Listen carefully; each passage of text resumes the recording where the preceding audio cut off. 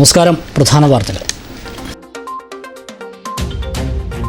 പാലക്കാട് ലോക്സഭാ മണ്ഡലം LDF സ്ഥാനാർത്ഥി MP Rajesh നാമനിർദ്ദേശ പത്രിക സമർപ്പിച്ചു. ഇത്തവണയും വിജയം ഉറപ്പെന്നും പ്രവർത്തകരുടെ ആവേശം വലിയ ആത്മവിശ്വാസം നൽകുന്നതായും MP രാജേഷ്.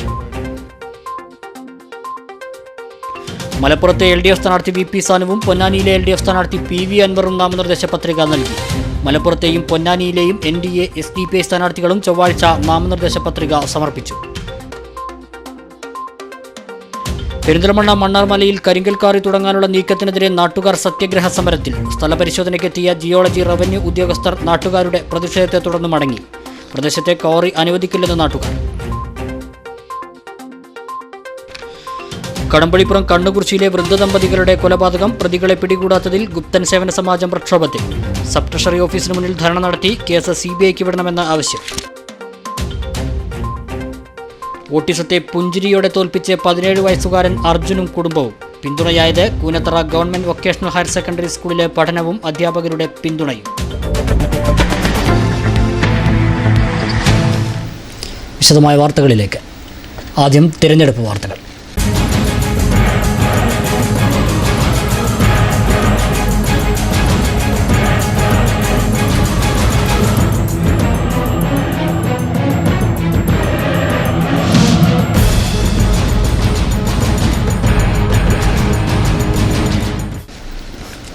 പാലക്കാട് മണ്ഡലം LDF സ്ഥാനാർത്ഥി MP രാജേഷ് നാമനിർദ്ദേശ പത്രിക സമർപ്പിച്ചു. ചൊവ്വാഴ്ച ഉച്ചയ്ക്ക് 12:30 നേതാക്കൾക്കും പ്രവർത്തകർക്കും ഒപ്പമെത്തിയാണ് നാമനിർദ്ദേശ പത്രിക നൽകിയത്.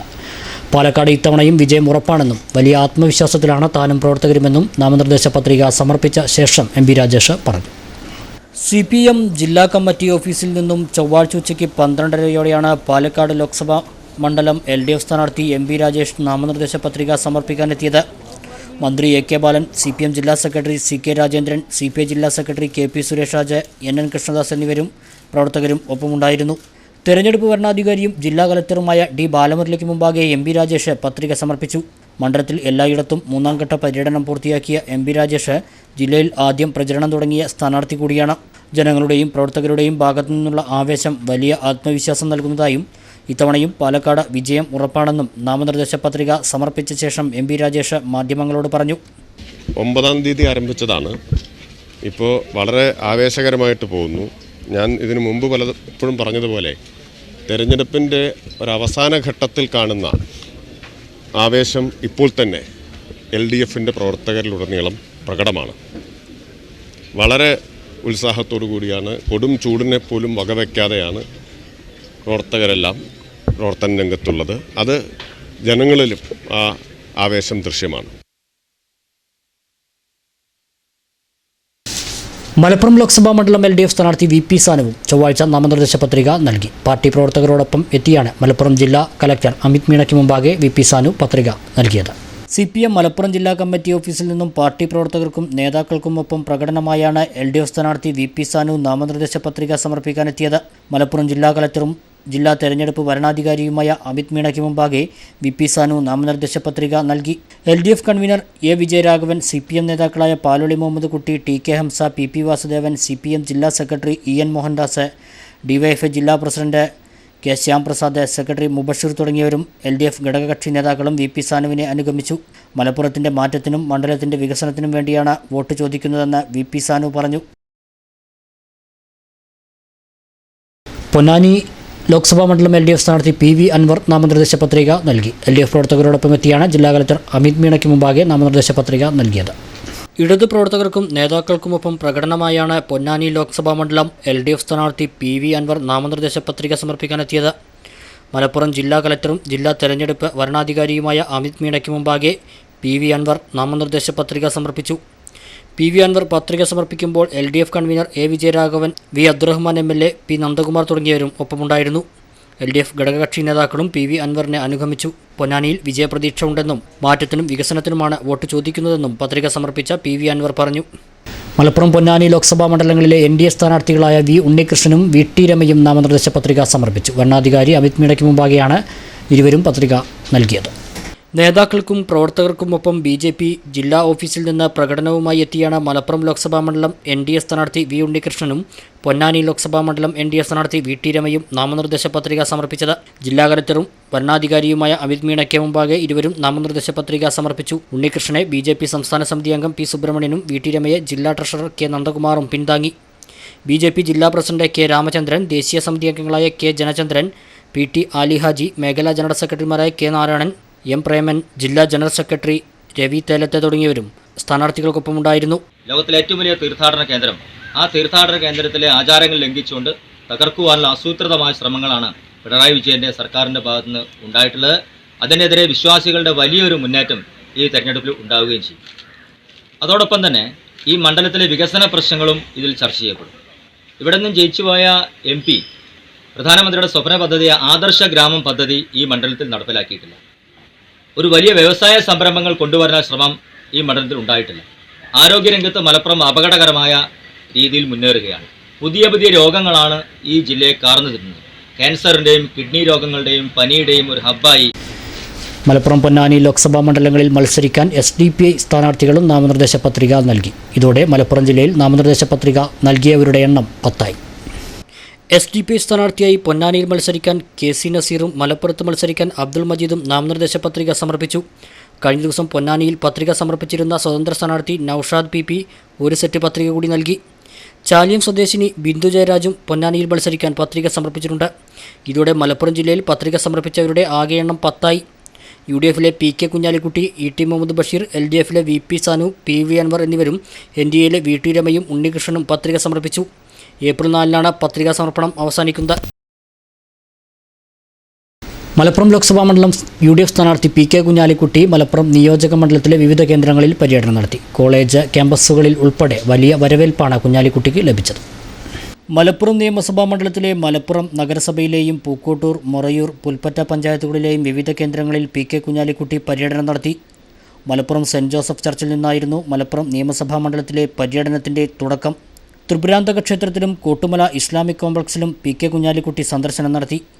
മലപ്പുറം ഗവൺമെൻറ് കോളേജിലെത്തിയ PK കുഞ്ഞാലിക്കുട്ടിക്ക് വൻ വരവേൽപ്പാണ് ലഭിച്ചത്. വിദ്യാർത്ഥികൾ ഹാരാർപ്പണം നടത്തിയും മുദ്രാവാക്യം വിളിച്ചും സ്ഥാനാർത്ഥിയെ സ്വീകരിച്ചു. വിദ്യാർത്ഥികൾക്കും അധ്യാപകർക്കും ഒപ്പം സ്ഥാനാർത്ഥി ഏറെ നേരം ചെലവഴിച്ചു. പൂക്കോട്ടൂരിലും പുൽപ്പള്ളിയിലും വൻ വരവേൽപ്പാണ് കുഞ്ഞാലിക്കുട്ടിക്ക് ലഭിച്ചത്. കാരണവന്മാരെ സ്ഥാനാർത്ഥി നേരിട്ട് കണ്ട് വോട്ടഭ്യർത്ഥിച്ചു. P. Ubaidullah MLA, UDF chairman Veekshana Muhammad, general convener V. Musthafa, PC Velayudhankutty, Sakkeer Pullara, P. Beerankutty Haji, E. Aboobacker Haji, AM Kunjan, PS Salam, B. Babu master, KN Girija, M. Sathyan, Haridas Pulpatta, Riyas Pulpatta, Ashraf Parachodan, K. Faris തുടങ്ങിയ നേതാക്കൾ സ്ഥാനാർത്ഥിയെ അനുഗമിച്ചു. വിവിധ മണ്ഡലം പഞ്ചായത്ത് കൺവെൻഷനുകളിലും PK കുഞ്ഞാലിക്കുട്ടി പങ്കെടുത്തു. NDA ചെർപ്പളശ്ശേരി മുനിസിപ്പൽ തെരഞ്ഞെടുപ്പ് കൺവെൻഷൻ ചേർന്നു. BJP ജില്ലാ vice president A. Sukumaran convention ഉദ്ഘാടനം ചെയ്തു. BJP Cherpulassery area president K. Haridas അധ്യക്ഷത വഹിച്ചു. BDJS ജില്ലാ കമ്മിറ്റി അംഗം KP മുരളീദാസ് മുഖ്യപ്രഭാഷണം നടത്തി. മുത്തപ്പൻ വിജയൻ, BJP ജില്ലാ സെക്രട്ടറി K. രാജു, മണ്ഡലം general secretary P. Jayan, Prakash Kurmappally, C. Ramesh, K. Unnikrishnan, P. Radha എന്നിവർ സംസാരിച്ചു. കമ്മ്യൂണിസ്റ്റുകാരുള്ള ഒരാൾ പറയുക, ഞാൻ ഇവിടെ വോട്ട് ചോദിക്കുന്നത് രാഹുൽ ഗാന്ധിയെ പ്രധാനമന്ത്രിയാക്കാനാണ്. ET മുഹമ്മദ് ബഷീർ ലീഗിന്റെ ആൾ പറയുന്നു, ഞാനും അതിനാണ് നിൽക്കുന്നത്. സുഹൃത്തുക്കളെ, നിങ്ങൾ ഒരാൾ നിൽക്കി, എന്തിനാ രണ്ടാൾ നിൽക്കുന്നത്? ചെലവല്ലേ? ഒരാൾ നിന്നാ പോരെ. നിങ്ങളുടെ ലക്ഷ്യം എന്താ? നരേന്ദ്രമോദി അധികാരത്തിൽ വരുന്നത് 10 LDF, 10 UDF കൊടുത്തോ? അങ്ങനെ ഓഹരിയായിട്ട് നിങ്ങൾ നിൽക്ക്. ഭാരതീയ ജനതാ പാർട്ടി നിങ്ങളെ എതിർക്കാൻ തയ്യാറാണ്. ഇടവേള.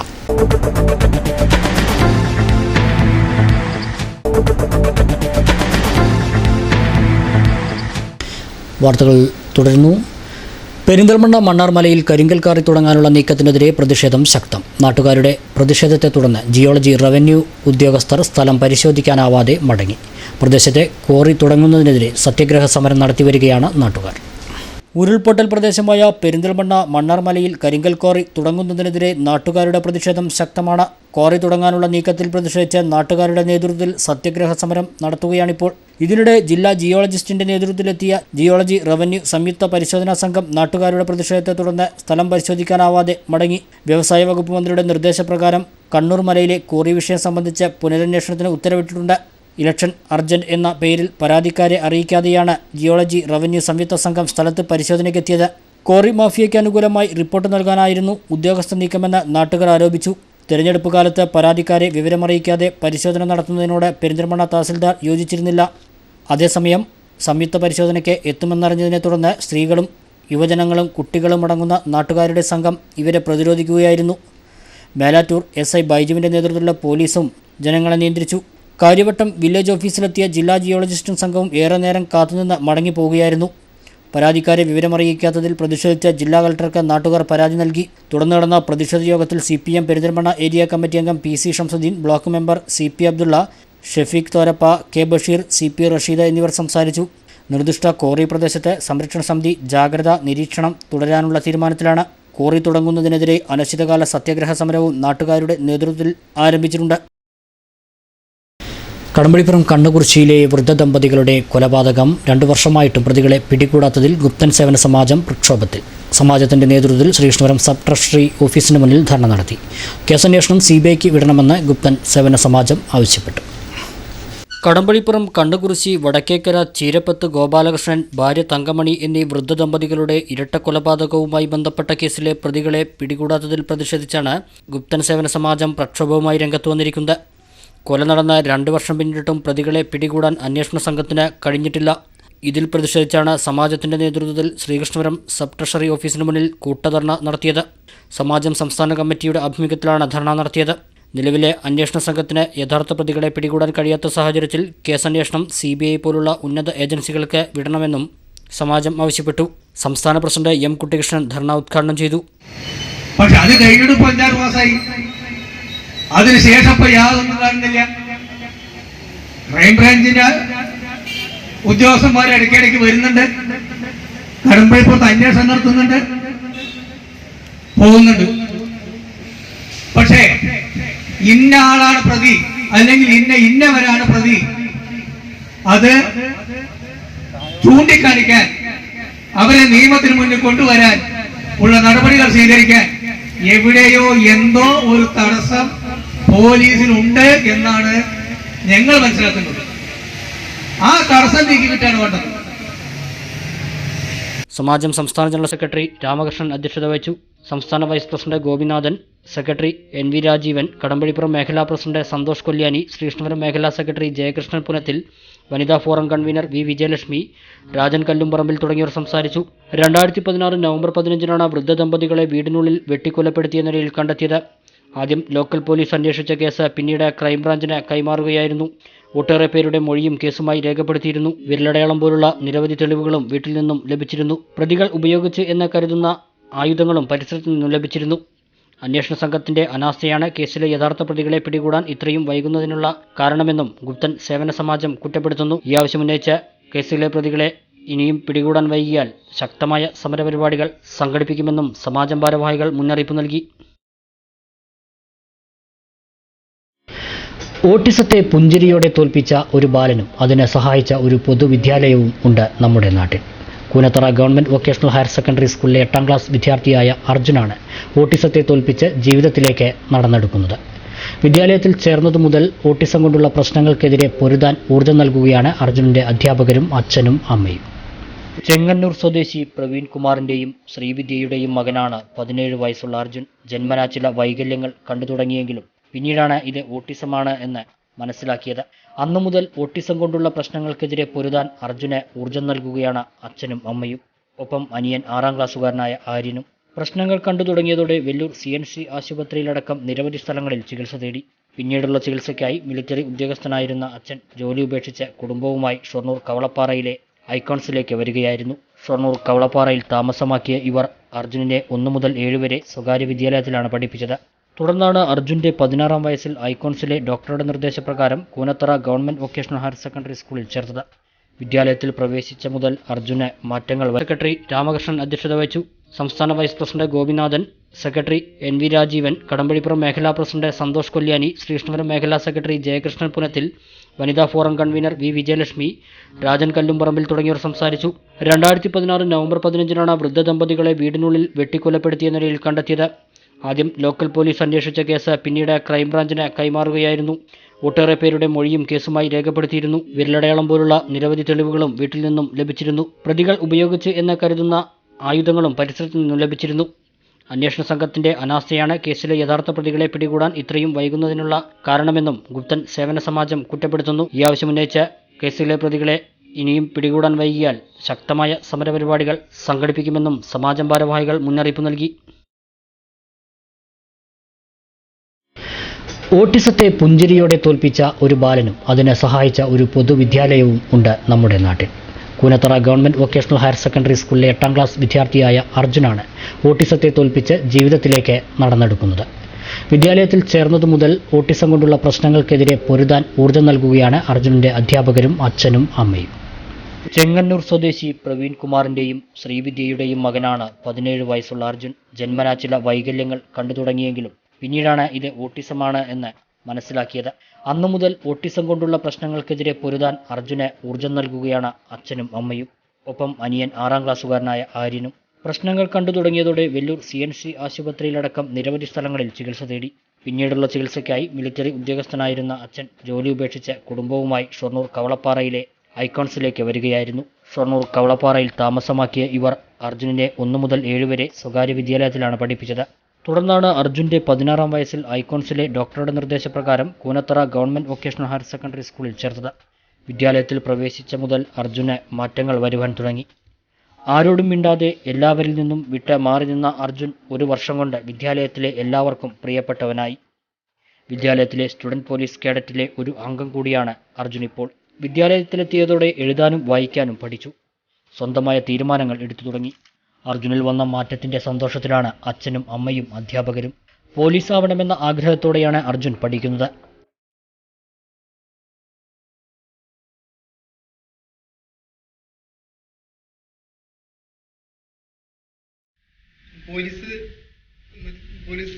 പോലീസാവണമെന്ന് ആഗ്രഹമുണ്ടോ? അതിനെന്തൊക്കെ ചെയ്യണത് ഇവിടെ വന്ന് സ്കൂളിൽ വന്നു കഴിഞ്ഞാൽ?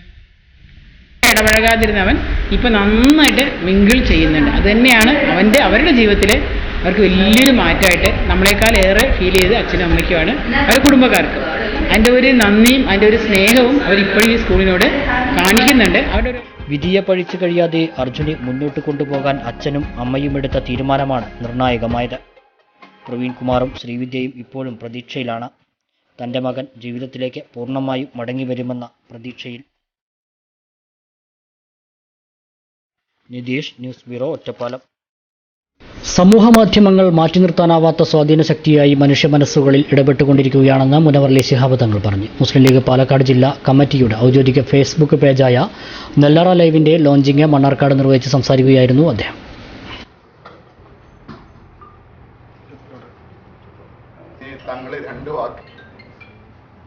മീഡിയ എന്ന് പറയുന്നത് ഏറെ ജനകീയവൽക്കരിക്കപ്പെട്ട സോഷ്യൽ മീഡിയയുമാണ്.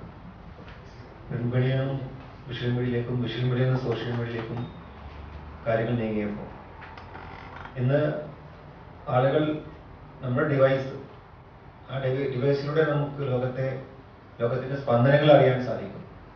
ഓരോ നിമിഷവും നമുക്ക് അറിയാൻ സാധിക്കുന്ന ഒന്നായി മാറും.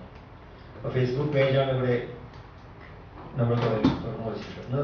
ഫേസ്ബുക്ക് പേജ് എന്ന് പറയുന്നത് നമ്മുടെ ഒരു ഒഫീഷ്യൽ പേജ്. അതിലൊരു ആധികാരികതയുണ്ട്. കാരണം പലപ്പോഴും പല നേതാക്കന്മാരുടെയൊക്കെ പ്രസ്താവന വരുമ്പോൾ ട്വീറ്റിംഗ് ഒരു ഭാഗമുണ്ട്. പക്ഷെ കേരളത്തിൽ ഫേസ്ബുക്കാണ് ഒന്നും കൂടി ജനങ്ങൾക്കിടയിൽ കൂടുതൽ ജനകീയവൽക്കരിക്കപ്പെട്ടിരുന്നത്. അപ്പം നമ്മൾ ഫേസ്ബുക്കിൽ നിന്ന് കുറിച്ചാൽ അത് വാർത്തകളായി പത്രത്തിലും അത് വിഷയങ്ങളിലേക്ക് വരാവുന്ന സാഹചര്യം അവിടെയുണ്ട്. മുസ്ലിം ലീഗ് സംസ്ഥാന സെക്രട്ടറി എൻ ഷംസുദ്ദീൻ MLA മുഖ്യപ്രഭാഷണം നടത്തി. ജില്ലാ പ്രസിഡന്റ് കളത്തിൽ അബ്ദുള്ള അധ്യക്ഷനായി. സെക്രട്ടറിമാരായ TS സിദ്ദീഖ്, കല്ലടി അബൂബക്കർ, റഷീദ് ആലായൻ, മണ്ഡലം പ്രസിഡന്റ് TS സലാം, സെക്രട്ടറിമാരായ ഹമീദ് കൊമ്പത്ത്, ഹുസൈൻ കളത്തിൽ, റഷീദ് മുത്തനിൽ, MSF ജില്ലാ president Shameer Paderi, youth league മണ്ഡലം general secretary KT Abdulla, Naufal Kalathil, Sherif Pacheri, Samad Poovakkodan, KU Hamza, Shibili Thenkara, KH Fahad തുടങ്ങിയവർ സംസാരിച്ചു.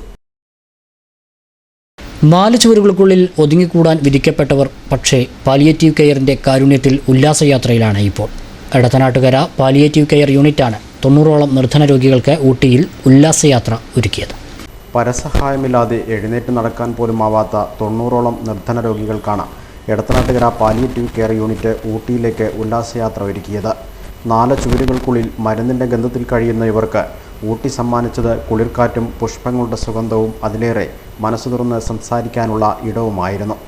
യാത്ര കഴിഞ്ഞ് തിരിച്ചെത്തിയപ്പോൾ രോഗികളിൽ കണ്ട വല്ലാത്ത ഉണർവ് പറഞ്ഞറിയിക്കാൻ കഴിയാത്തതാണെന്ന് സംഘാടകർ പറഞ്ഞു. എടത്തനാട്ടുകര പാലിയേറ്റീവ് കെയർ സൊസൈറ്റിയുടെ ഇക്കൊല്ലത്തെ സാന്ത്വന യാത്ര ഊട്ടിയിലേക്കാണ് നടന്നത്. 4 ചുമരുകൾക്കുള്ളിൽ 24 മണിക്കൂറും കഴിയുന്ന 87ഓളം ആളുകൾ അടങ്ങുന്ന സംഘം 2 ബസ്സിലും 1 ആംബുലൻസിലുമായി ഊട്ടിയിൽ എത്തുകയും ഊട്ടിയുടെ വിവിധ ഭാഗങ്ങൾ സന്ദർശിക്കുകയും ചെയ്തു. ഇവരെ സംബന്ധിച്ചിടത്തോളം പുറത്തേക്കുള്ളൊരു യാത്ര എന്നുള്ളത് ഏറ്റവും സന്തോഷകരമാണ്. സംഘാടകരെ സംബന്ധിച്ചിടത്തോളം പ്രയാസമുള്ള ഒരു പ്രവർത്തനമാണെങ്കിലും ഈ ജീവിതം വീട്ടിനുള്ളിൽ ഒതുങ്ങിക്കൂടിയ ആളുകളെ സംബന്ധിച്ചിടത്തോളം ഈ യാത്ര വളരെ മഹത്തരമാണ്. എല്ലാ വർഷവും ഇത്തരത്തിൽ രോഗികൾക്ക് മാത്രമായി യാത്ര സംഘടിപ്പിക്കുമെന്നും ഭാരവാഹികൾ അറിയിച്ചു. അലനല്ലൂർ കർക്കിടാംകുന്ന് കേന്ദ്രീകരിച്ച് ജീവകാരുണ്യ പ്രവർത്തനം നടത്തുന്ന കനിവ കർക്കിടാംകുന്നിൻ്റെയും എടപ്പറ്റ പാലിയേറ്റീവ് കെയർ ക്ലിനിക്കിൻ്റെയും ധനശേഖരണാർത്ഥം സംഘടിപ്പിക്കുന്ന 2ാമത് ഫ്ലഡ് ലൈറ്റ് ഫുട്ബോൾ മേളയ്ക്ക് ഏപ്രിൽ 4 തുടക്കമാകും. യുണൈറ്റഡ് കർക്കിടകാംകുന്നാണ് മേള സംഘടിപ്പിക്കുന്നത്. അലനല്ലൂർ കർക്കിടകാംകുന്ന് കേന്ദ്രീകരിച്ച് സാമൂഹ്യ ജീവകാരുണ്യ പ്രവർത്തനം നടത്തുന്ന കനിവ കർക്കിടാംകുന്നിൻ്റെയും എടപ്പറ്റ പാലിയേറ്റീവ് കെയർ ക്ലിനിക്കിനും വേണ്ടിയുള്ള ധനശേഖരണാർത്ഥമാണ് ഫുട്ബോൾ മേള സംഘടിപ്പിക്കുന്നത്. കർക്കിടാംകുന്ന് പ്രദേശത്തെ 5ഓളം ക്ലബ്ബുകൾ സംയോജിപ്പിച്ച യുണൈറ്റഡ് കർക്കിടകാംകുന്നാണ് മേളയ്ക്ക് നേതൃത്വം നൽകുന്നത്. കർക്കിടാംകുന്ന് ICS UP സ്കൂൾ മൈതാനിയിൽ 1 മാസം നീണ്ടുനിൽക്കുന്ന മേളയിൽ 20ഓളം ടീമുകൾ പങ്കെടുക്കും. ഈ മാസം 4 നടക്കുന്ന മേളയുടെ ഉദ്ഘാടന ചടങ്ങിൽ സിനിമാ നടി Noorin Sherif, state football association ഭാരവാഹികൾ, മറ്റ് സാമൂഹ്യ രാഷ്ട്രീയ മേഖലകളിലെ പ്രമുഖർ തുടങ്ങിയവർ പങ്കെടുക്കുമെന്ന് കനിവ ഭാരവാഹികൾ അലനല്ലൂർ ആലുങ്ങലിൽ വിളിച്ചു ചേർത്ത വാർത്താ സമ്മേളനത്തിൽ അറിയിച്ചു. ഈ കർക്കിടാംകുന്നിലെ വിവിധ യുവജന സംഘടനകൾ നേതൃത്വം കൊടുത്തുകൊണ്ടാണ് ഈ ഫുട്ബോൾ ടൂർണമെൻറ്റ് സംഘടിപ്പിക്കുന്നത്. 2016-17 കാലഘട്ടത്തിൽ 1ാമത് അഖിലേന്ത്യാ സെവൻസ് ഫുട്ബോൾ ടൂർണമെൻറ്റ് സംഘടിപ്പിക്കുന്നത്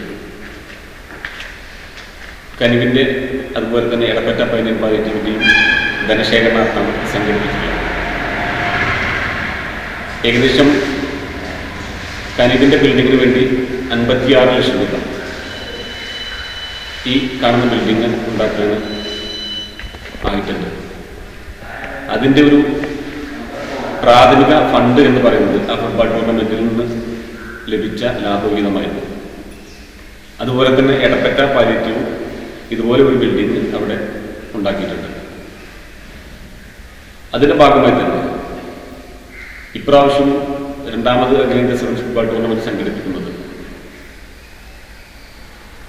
ഈ എടപ്പറ്റ പാലിയേറ്റീവും അതുപോലെ തന്നെ കനിവ് കർക്കിടാംകുന്നിനും വേണ്ടിയിട്ടാണ്.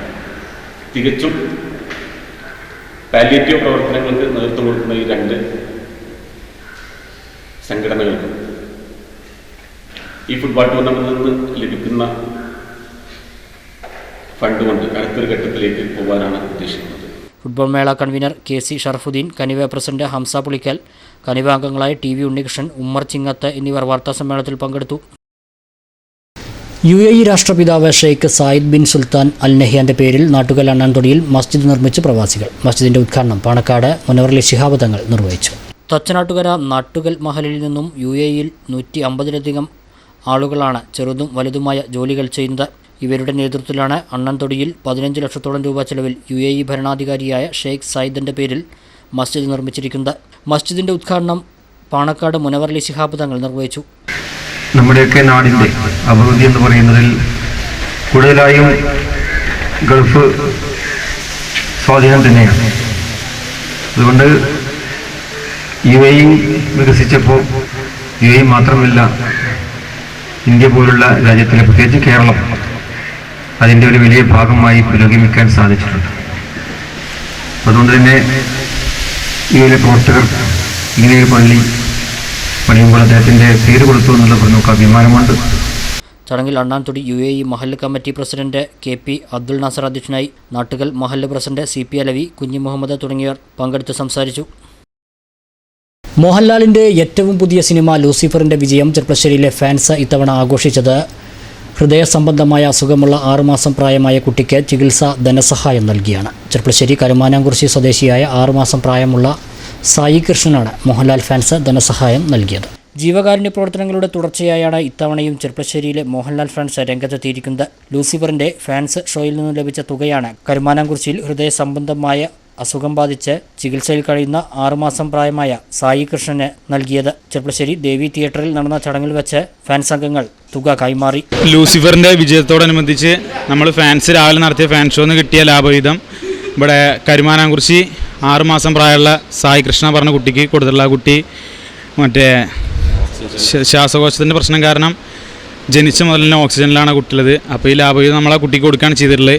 ഇതിന് നമ്മളോട് സഹകരിച്ച എല്ലാവർക്കും നന്ദി പറയുകയാണ്. ഫാൻ ഷോയ്ക്ക് കയറി ഈ ഷോ ഇത്രയും വിജയമാക്കി തന്ന എല്ലാവർക്കും ഒറ്റ വാക്കിൽ നന്ദി പറയുന്നു. ഒരു ഇടവേള കൂടി. വാർത്തകൾ തുടരുന്നു. തൃശ്ശൂരിൽ നടക്കുന്ന 15 വയസ്സിന് താഴെയുള്ളവരുടെ സംസ്ഥാനതല ഗുസ്തി മത്സരത്തിൽ മണ്ണാർക്കാട് MES ഹയർ സെക്കൻഡറി സ്കൂളിലെ ആദർശിന് സ്വർണ്ണ മെഡൽ. മണ്ണാർക്കാട് കുണ്ടൂർക്കുന്ന് സ്വദേശിയാണ് 9ാം ക്ലാസ്സുകാരനായ ആദർശ്.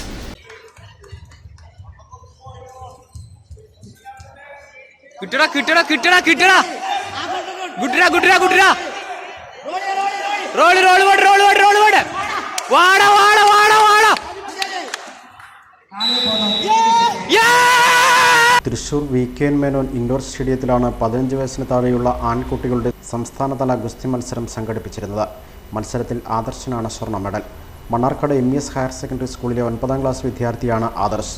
കുണ്ടൂർക്കുന്ന് മലമൽ മധുസൂദൻ്റെയും അലനല്ലൂർ സഹകരണ അർബൻ ക്രെഡിറ്റ് സൊസൈറ്റിയിലെ സ്റ്റാഫ് ഷീജയുടെയും മകനാണ് ഗുസ്തി മത്സരത്തിൽ സ്വർണ്ണ മെഡൽ നേടിയ ആദർശ്.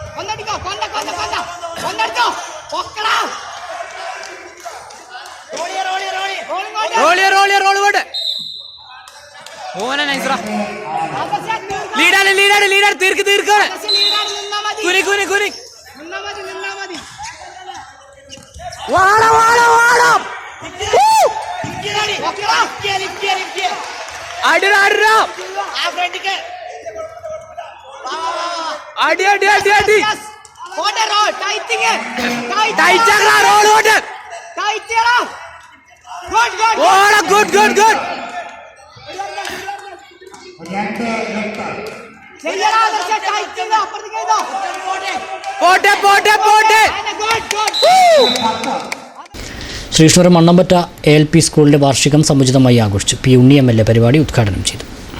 ശ്രീകൃഷ്ണപുരം മണ്ണമ്പറ്റ ALP സ്കൂളിൻ്റെ 91ാമത് വാർഷികമാണ് ആഘോഷിച്ചത്. ചടങ്ങിൽ പ്രതിഭാ പുരസ്കാര ജേതാവ് Sreekrishnapuram block panchayat president P. അരവിന്ദാക്ഷനെ അനുമോദിച്ചു. വിവിധ മേഖലകളിൽ വ്യക്തിമുദ്ര പതിപ്പിച്ചവരെ ചടങ്ങിൽ ആദരിച്ചു. ഈ വർഷം ഡൽഹിയിൽ നടന്ന റിപ്പബ്ലിക് ദിന പരേഡിൽ പങ്കെടുത്ത വിദ്യാലയത്തിലെ പൂർവ്വ വിദ്യാർത്ഥിനിയായ ശിശിരയെയും ചടങ്ങിൽ ആദരിച്ചു. തുടർന്ന് കുട്ടികളുടെ വിവിധ കലാപരിപാടികളും അരങ്ങേറി.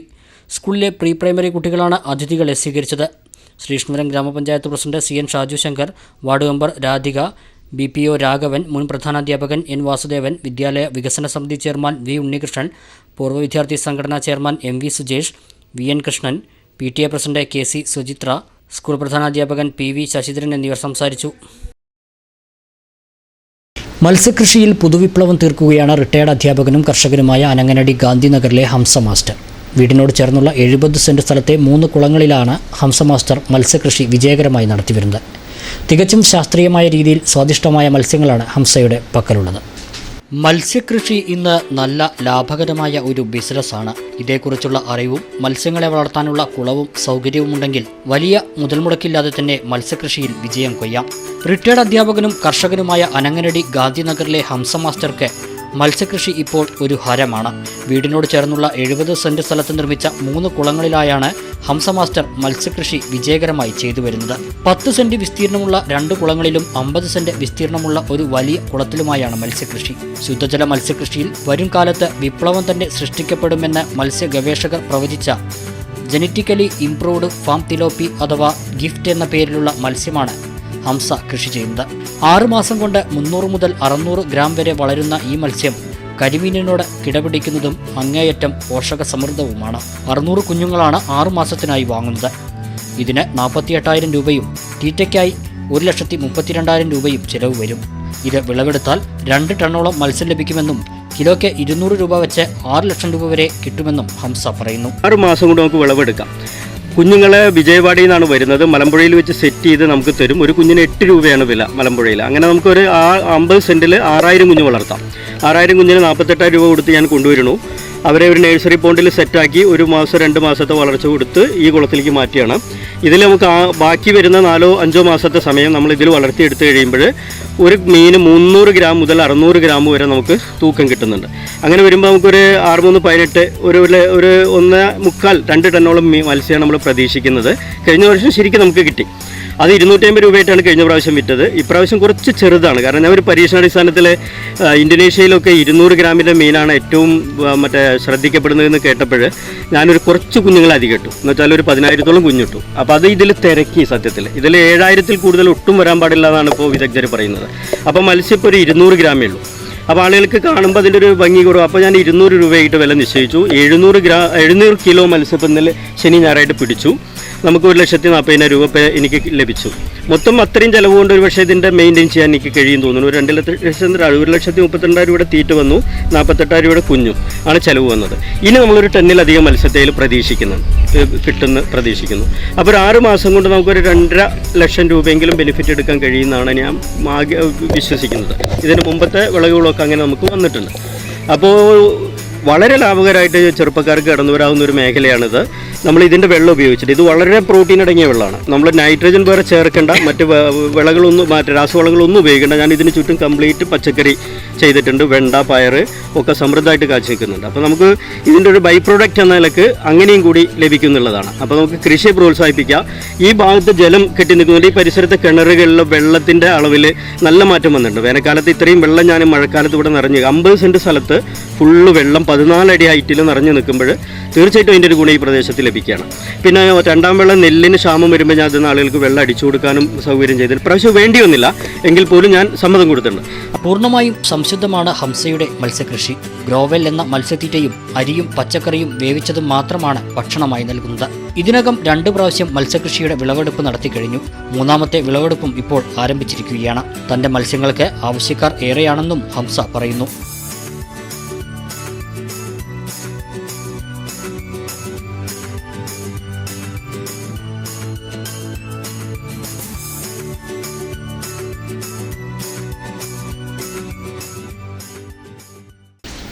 പ്രധാന വാർത്തകൾ വീണ്ടും.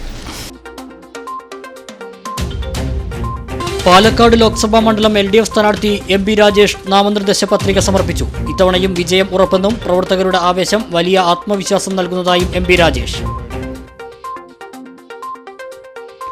മലപ്പുറത്തെ LDF സ്ഥാനാർത്ഥി VP സാനുവും പൊന്നാനിയിലെ LDF സ്ഥാനാർത്ഥി PV അൻവറും നാമനിർദ്ദേശ പത്രിക നൽകി. മലപ്പുറത്തെയും പൊന്നാനിയിലെയും NDA SDPI സ്ഥാനാർത്ഥികളും ചൊവ്വാഴ്ച നാമനിർദ്ദേശ പത്രിക സമർപ്പിച്ചു.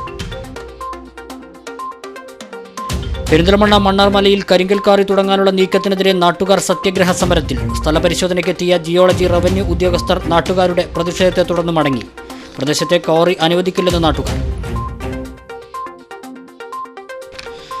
കടമ്പളിപ്പുറം കണ്ണുകുറിച്ചിയിലെ വൃദ്ധദമ്പതികളുടെ കൊലപാതകം പ്രതികളെ പിടികൂടാത്തതിൽ ഗുപ്തൻ സേവന സമാജം പ്രക്ഷോഭത്തിൽ. സബ് ട്രഷറി ഓഫീസിന് മുന്നിൽ ധർണ നടത്തി കേസ് CBIക്ക് വിടണമെന്ന ആവശ്യം. ഓട്ടിസത്തെ പുഞ്ചിരിയോടെ തോൽപ്പിച്ച് 17 വയസ്സുകാരൻ അർജുനും കുടുംബവും. പിന്തുണയായത് Koonathara government vocational higher secondary സ്കൂളിലെ പഠനവും അധ്യാപകരുടെ പിന്തുണയും. ഇതോടെ ഈ വാർത്താ ബുള്ളറ്റിൻ സമാപിക്കുന്നു. നമസ്കാരം.